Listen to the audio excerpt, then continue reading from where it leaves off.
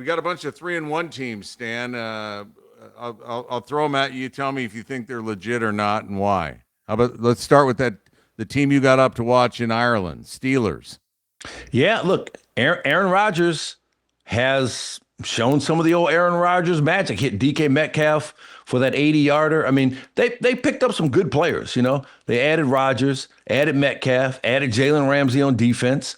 And so Pittsburgh has been trying to find an answer on offense for the last several years. And so now it feels like Aaron Rodgers has helped solidify things there. And look, Mike Tomlin's going to get you to 10 wins. Somehow, some way, he's going to get you to 10 wins. Okay. So could that be 12 or 13 now with Rodgers and the other improvements, you know, that they've made in terms of just picking up good players?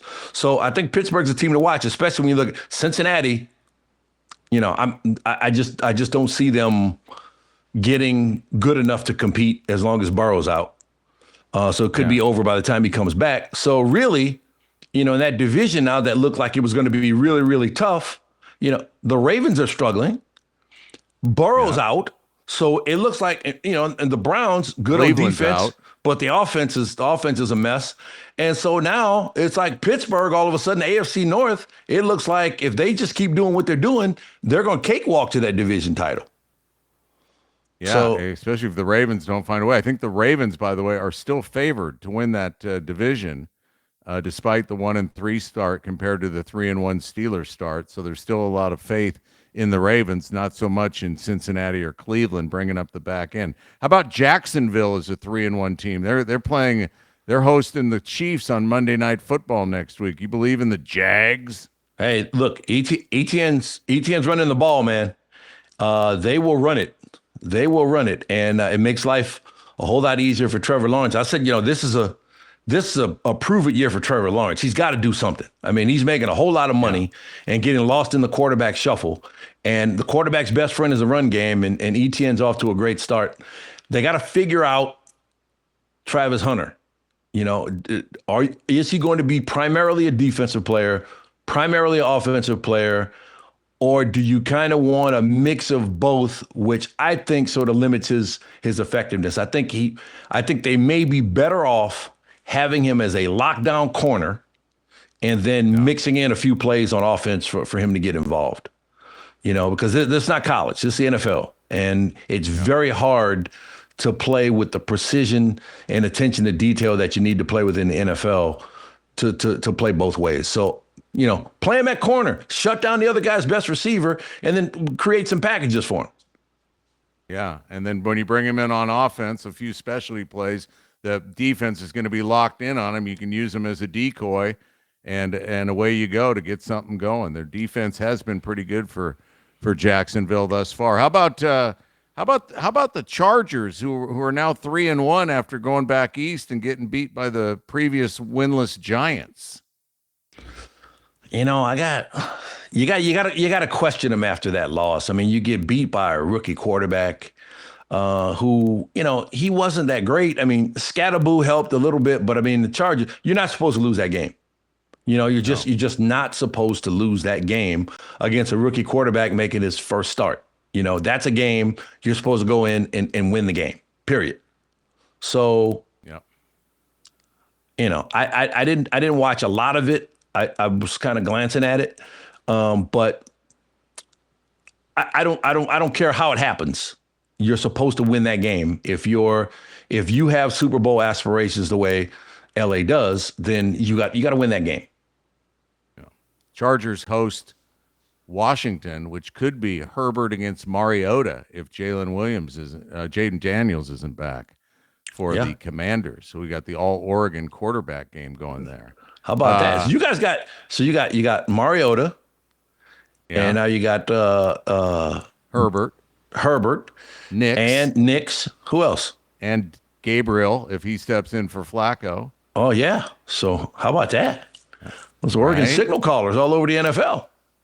QBU. That's some Will Stein there, the offensive coordinator for the Ducks. Man, he's a gem. And we had Kenny Dillingham that first year for Bo Nix, who's now the coach at Arizona State. How about How about a couple 3-1 teams? We talked about Tampa Bay. We believe in them. They're going to Seattle, and the Seahawks, after dropping the first game, are now 3-1. I told you last week, I'm a believer in Seattle.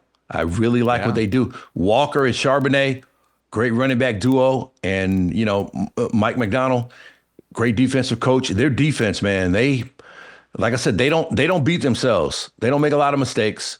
They run the ball. Sam Darnold's reclaimed his career. Jackson Smith and Jigba, I think, is at least top 10 among receivers in the NFL now.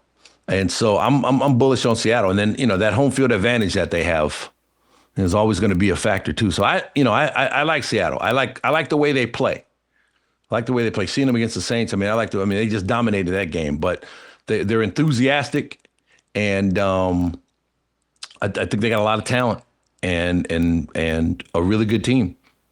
So we'll see. The Colts are 3-1. They lose to the Rams. We'll move on from the Colts, but let's go to the Rams hosting the 49ers. There's two 3-1 teams right there. I really like the Rams. They've been there before. That guy's a good coach. Stafford's on his last laps. He'd like another one. Not that anybody else doesn't want one, but Right. having drank from that champagne bottle, you know what it tastes like. And he's got that connection with Nakua. Yeah, I love Puka Nacua, man. Yeah. So and they got a solid defense, and it'll be interesting. The Rams 49ers in LA, that would usually be about 80% people in 49er gear. Yeah. And 10% in Rams gear, and 10% who thought they were going to an Ozzy Osbourne concert. But it'll be interesting. I think the Rams fans and the quote unquote Chargers fans, whoever they are coming around a little bit to represent their Southern California team. So who do you like, Rams, 49ers in those games? I like the Rams. Brock Purdy doesn't look right. He didn't look right last week. Looks like he's a little rusty. The time off really affected him, and they're banged up too. They don't have a lot of their offensive pieces, so their defense has to keep them in games. A lot on McCaffrey's shoulders right now, and I don't think the 49ers. Mac Jones came on, gave him a lift. But I don't think they have the staying power because of all the injuries. Like they are a McCaffrey ankle sprain away from really being in serious trouble. And so they gotta keep him in bubble wrap or something, because he's the last line on offense. The boy in the bubble, McCaffrey, during the week. Yes. Yeah. So you want to get cut? Hit McCaffrey at practice. You'll get cut quickly if you're on the 49ers. So I just think the injuries are going to catch up with him, and probably going to catch up with him this week. I like the Rams defense too. Those young pass rushers that they have, led by Jared Verse.